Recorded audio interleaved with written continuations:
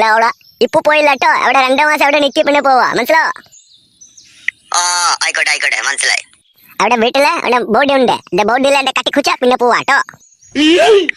আরেঙ্গা চাঙ্গাই and loser ফোনডে সেটলে এলে প্রশ্ন ইলা ধরা পড়েঙ্গা আগেই চলে যাएंगा তো এন্ডা চাঙ্গাই সেটলে এখন ফোন রাখেঙ্গা बाद में फोन करेंगे, ठीक है? এখন दारू पिएंगा, okay okay okay bye, see you not for mind.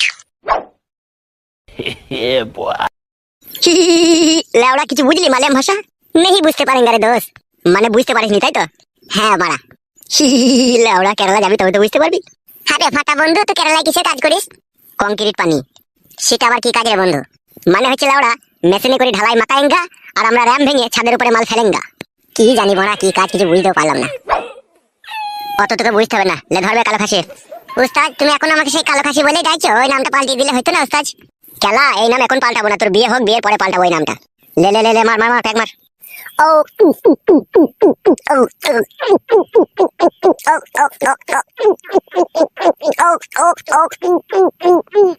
এই বুকাচোদা মরণ খা খেয়েছি লাইবে।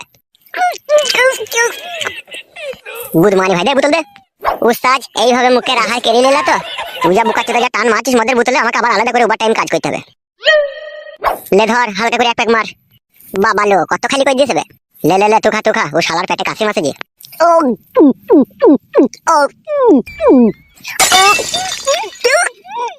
এই গুড মর্নিং ভাই, এইভাবে মদ ঘর থেকে মরা মুরগি খাকা শালা, এত ভয় লেগে থাকে তুই যদি।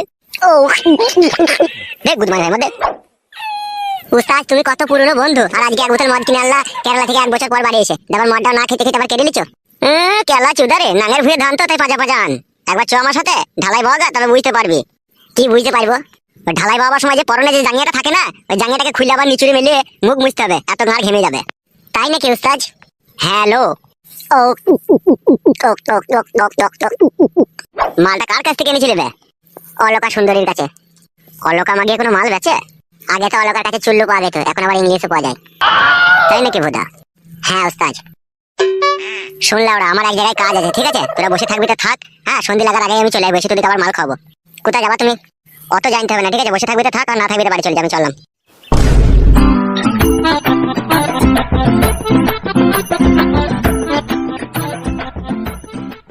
কিরকম বন্ধু বুঝতে পারছিস তো? যদি ভাই মদ খাইলো না আবার কোথায় গেল সেটা বললো না। পরের যাই 2-1 প্যাক পাই ভাই, সেটাতেই আনন্দ। কে কি করছে না করছে অত খবর নিয়ে লাভ কি আমাদের? তুই তো বুকাচোদা বোতল খালি করে দিলি, বেজা টান দিলি তো। না টান মারলে হবে বড়, আবার কবে পাবো না পাবো? লাউড়া বসে থাকবি নাকি? ও আসলে আবার মাল খাবে বললো। কি করবি মারা, বাড়ি গিয়ে বা কি বাল ছিড়বি? বসেই থাক, ও তো এখনই আসবে, দেখ এলে আবার 100-150 টাকা খাম করা হবে। ঠিক বলেছিস মারা, বসেই থাকি লাই। হ্যাঁ মারা বসেই থাক। ঝুমা বলো, কি বলবে বলো। বলছি প্রথম সন্তান যদি আমাদের পুত্র সন্তান হয় তাহলে কি নাম রাখবে? তুমি বলো, তুমি কি নাম রাখবে? আমার নামেই টান করে রাখবো, আমার নাম তো ফটকে। তাহলে আমার বেটা যদি হয়, বেটার নাম দেবো ফিটকিরি। ফিটকিরি আবার কারো নাম হয় নাকি? কেন আমার নাম যদি ফটকে হতে পারে, তাহলে আমার ছেলের নাম ফিটকিরি কেন হবে না?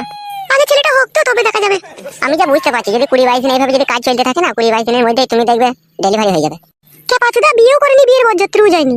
কেন জান, যদি প্রত্যেকদিন 2-3 বার করে করি, তাহলে 20-22 দিনের মধ্যে ছেলে হবে না? না গো খেপাচুদা স্বামী, ছেলে হতে পুরো 9 মাস 9.5 মাস টাইম লাগে। পেটে বাচ্চা আসবে, পেট হবে, ডাক্তার দেখাবো, পেটে ছবি হবে, পেটের ভিতরে বাচ্চা কি করছে, ছেলে হবে না মেয়ে হবে, সমস্ত ডাক্তার দেখিয়ে তারপরে হসপিটালে গিয়ে হয় সিজার করতে হবে, না হলে নরমালে বাচ্চা হবে। এত সহজেই বাচ্চা হয়ে যাবে নাকি? তাই নাকি মারা? ছেলে নিয়েও তাহলে অনেক ঝামেলা তো। সব জিনিসই ঝামেলা আছে গো। আমি তো মনে করছি বইয়ের কাছে শুলে খেটে পেটে বাচ্চা চলে আসবে, আর পেট মোটা হয়ে যাবে, আর কদিন পরে পকাম করে বেরিয়ে পড়বে। বিরক্তি লাগছে তো আমার, ওইভাবে হয় না।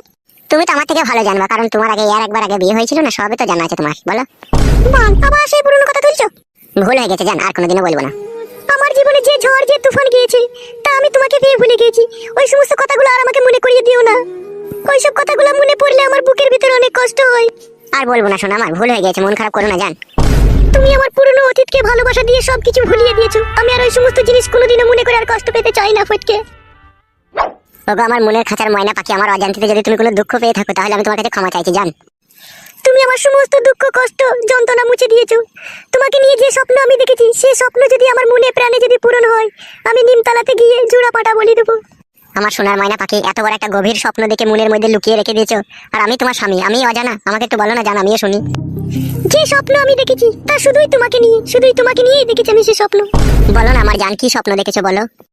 আমি বন্ধনের কিস্তির নুন নেবো 50,000 টাকা, আর সেই 50,000 টাকাটা আমি তোমার হাতে তুলে দেবো। তুমি ব্যবসা বাণিজ্য করে জমি জায়গা কই কিনবে, ঘর বাড়ি করবে, আরো সোনায় সোহাগা করে তুলবে তুমি। তাই নাকি জান? তুমি নুন হলি ব্যাপার। যদি নুনের টাকা না লি তাহলে কে আমাদেরকে 50,000 টাকা ধার দেবে বলো? সে তো বটে জান, যদি নুনের টাকা না লি তাহলে কে আমাদেরকে টাকা দেবে? এখন যা দুনিয়ার পরিস্থিতি, একটা বিড়ি দেওয়ার কেউ লোক নাই। তুমি শুনো। হ্যাঁ জান বলো। যারা কিস্তির টাকা পয়সা দেয়, ঠিক আছে, তাদের সাথে যোগাযোগ করে তুমি তাদেরকে একবার বাড়িতে ডেকে আনবে, ঠিক আছে? বেশ জান, ঠিক আছে, তাই হবে। তোমার কথা শুনে আমি ডেকে আনবো। শোনো ঝুমা, আমি স্যারকে তো ডেকে আনবো, তুমি এক কাজ করো, তুমি এই বাবার যে বেগুন গাছগুলো নাইকো ওগুলাতে একটু জল দিয়ে রেখে দাও, ঠিক আছে? আমি ক্লাব থেকে একটু ঘুরে আসি। আচ্ছা ঠিক আছে, যাও, রাত করবে না, তাড়াতাড়ি ফিরবে। ঠিক আছে আমার সোনা, আমি তাড়াতাড়ি ফিরবো।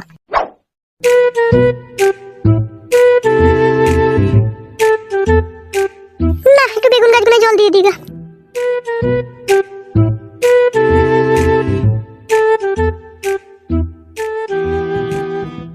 কাকা নাইকো বাড়িতে? কে আপনি? আমাকে তুমি চিনতে পারবে না বৌদি, আমি কেরালায় থাকি, এই তো কদিন হলো বাড়ি এসেছি। ও আচ্ছা, তা তুমি তোমার কাকাকে খুঁজতে এসেছো না তোমার দাদাকে খুঁজতে এসেছো? আমি আবার একটু স্পষ্ট কথা ছেলে বৌদি, সত্যি কথা যদি আবার না বলি না, আমার আবার সারা রাত ঘুম আসে না। তাই নাকি? তাহলে কি সত্যি কথা বলতে চাও বলো? ফটকে ভাই তোমাকে বিয়ে করেছে, এই খবরটা আমি পাড়াতে কয়েকটা আমার বন্ধু বান্ধবের মুখে শুনতে পেলাম, ওই জন্যই আর কি তোমার সাথে একটু দেখা করতে এলাম। হ্যাঁ, তা বলো, কি বলবে? বৌদির সাথে দেখা করবো খালি হাতে, তা তো হয় না বৌদি, তাই তোমার জন্য একটা গিফট এনেছি আমি। কি গিফট এনেছো? এই নাও বৌদি, ধরো, এই মোবাইলটা তোমার জন্য গিফট এনেছি আমি। ও মা, এত দামি একটা মোবাইল আমি নিতে পারবো না গো। দেখো বৌদি, দেওরের হাতে থেকে যদি এই গিফটটা তুমি যদি না নাও, তাহলে আমি জানবো তুমি পুরোপুরি ভাবে আমাকে অসম্মান করে বাড়ি থেকে তাড়িয়ে দিতে চাইছো। না না ভাই, ছি ছি, এই কথা বলবো কেন ভাই তোমাকে আমি? তাহলে নাও বৌদি, ধরো মোবাইলটা। মোবাইলটা নিলে তোমার দাদা যদি কখনো জানতে পারে তাহলে তো অশান্তি লেগে যাবে গো। তুমি যদি দাদাকে বলো আমাকে মোবাইল গিফট করেছে তোমাদের পাড়ার একটা তোমার বন্ধু, তাহলে অশান্তি লেগে যাবে। তুমি যদি মোবাইলটা নিয়ে লুকিয়ে রেখে দাও, আর তুমি যদি বলো এটা আমি কুড়িয়ে পেয়েছি বা কিনেছি, তাহলে দাদা কোনোদিনই জানতে পারবে না। বেশ ঠিক আছে, দাও তাহলে। লাও মোবাইলটা। তাহলে বৌদি ভালো থেকো, হ্যাঁ, আসছি, হ্যাঁ। ও ভাই শোনো। হ্যাঁ বলো বৌদি। বলছি, এত সুন্দর একটা দামি মোবাইল গিফট তুমি আমাকে উপহার দিলে, আর এক কাপ চা না খেয়ে চলে যাবে তুমি আমার বাড়ি থেকে, তা কি করে হয় ভাই? বৌদি তুমি বড় মুখ করে বলছো এক কাপ চা খেতে, আমি বা চাটা না খেয়ে কি করে চলে যাই? তাহলে খাও এক কাপ চা। এসো ঘরে এসো। হ্যাঁ বৌদি চলো। বৌদি, এরকম চা বানানো কি করে শিখলে তুমি, এত টেস্টিং চা? শিখতে হবে ভাই, মেয়ে হয়ে যখন জন্ম নিয়েছি তখন তো সবই শিখতে হবে, বলো। একটা কথা বলবো বৌদি? হ্যাঁ ভাই বলো, কি বলবে? মনের মধ্যে আমার অনেক বড় আশা আছে, তোমার মতো একটা সুন্দরী রূপসী মেয়েকে আমি বিয়ে করবো, কিন্তু জানি না সেই মেয়েকে পাবো কি না। পাবে ভাই, তুমি মনের মধ্যে এত বড় একটা আশা করে রেখে দিয়েছো, আর আমার মতো সুন্দরী মেয়ে পাবে না তা কি করে হয় ভাই? পাবে, অবশ্যই পাবে তুমি। বৌদি, ওই মোবাইলটা যে তোমাকে গিফট করলাম, তোমার স্বামী যেন কোনোদিনও জানতে না পারে, ঠিক আছে? কোনোদিনও যদি জানতেও পারে যে মোবাইলটা তুমি কোথায় পেলে, যদি তোমাকে জিজ্ঞেস করে, তুমি বলবে আমি কলতলায় জল আনতে গিয়ে কুড়িয়ে পেয়েছি, বুঝতে পেরেছো তো? না হলে সে ছোড়া আবার একটু টেরি মাতালে আছে, সে আবার ওদিক খুদি করে জিজ্ঞেস করবে কোথায় পেলে, কে দিল, হাবি যাবি, নানা রকম প্রশ্ন তুলে ধরবে। মোবাইলের জন্য তুমি টেনশন করো না, আমি কোনোদিনও জানতেই দেবো না। আমি বলবো কলতলাতে কুড়িয়ে পেয়েছি, আর আমার একটা মোবাইল নেওয়ার কতদিনের স্বপ্ন ছিল, আমি ফেসবুকে গান শুনবো। ফেসবুকে গান হয় না বৌদি, গান হয় ইউটিউবে। ওই ইউটিউব দেখবে একটা লাল রঙের আছে, ওই লালটা ক্লিক করলে তুমি গান বেরিয়ে যাবে, মুখে বলবে যে গান চাবে সেই গানই পেয়ে যাবে। যদি আমি ওই লালটাতে টিপে যদি মুখে বলি যে তুমি সাগর জলের মাঝে ভাসিয়ে দিলে, ওই গানটা বেরোবে? শুধু সাগর জলের মাঝে ভাসিয়ে দিলে বৌদি কি গো, ওখানকার মধ্যে তুমি ক্লিক করলে মুখে যা বলবে, সমুদ্রের গভীরে থাকা মাছও তুমি দেখতে পাবে। বেশ ভাই, আগে তো কোনোদিনও মোবাইল চালাইনি, আমি তো জানি না যে এইসব হয়। আর আমার নাম্বার সেভ করা আছে, ঠিক আছে? লাস্টে 45। আমি যদি কখনো ফোন করি তুলবে, হ্যাঁ বৌদি? ঠিক আছে ভাই, আমি তুলবো, তোমার ফোন তুলবো। তুমি মোবাইল দিলে তোমার ফোন তুলবো না, তা কি করে হয় ভাই? তাহলে বৌদি এখন আমি আসছি, ঠিক আছে? ওর চার্জারটা আনা হয়নি, কালকে বইকালে এসে আমি তোমাকে চার্জারটা এসে দিয়ে যাবো, হ্যাঁ বৌদি? আচ্ছা ঠিক আছে, তাই দিও। আর তুমি যখন আসবে ওই 5টার পরে আসবে। 5টার পরে আসলে তোমার কাকাও থাকে না, তোমার দাদাও থাকে না বাড়িতে, ওই সময় এসে তুমি চার্জারটা দিয়ে যাবে। কি ভাবছো ভাই? ভাবলাম তুমি কি সুন্দর গো, কি সুন্দর তোমার মুখের কথাবার্তা, সেটাই ভাবলাম। তাহলে বৌদি আমি এখন আসছি, আবার পরে কথা হবে, হ্যাঁ? আচ্ছা ঠিক আছে। কি দেখছো মুখ মানে তাকিয়ে এইভাবে করে? ওইটাই দেখলাম, তোমার মতো সুন্দরী মেয়েকে আমি বিয়ে করতে পারবো তো? কি বলছো তুমি এসব? ভাবলাম বৌদি তোমার মতন ওইরকমই যেন দেখতে হয়।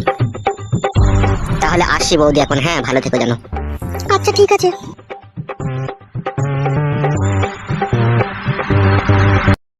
ওহ কি সুন্দর এই মোবাইলটা, আমি খুব যত্ন করে রেখে দেবো এই মোবাইলটাকে, আমি কাউকে দেবো না।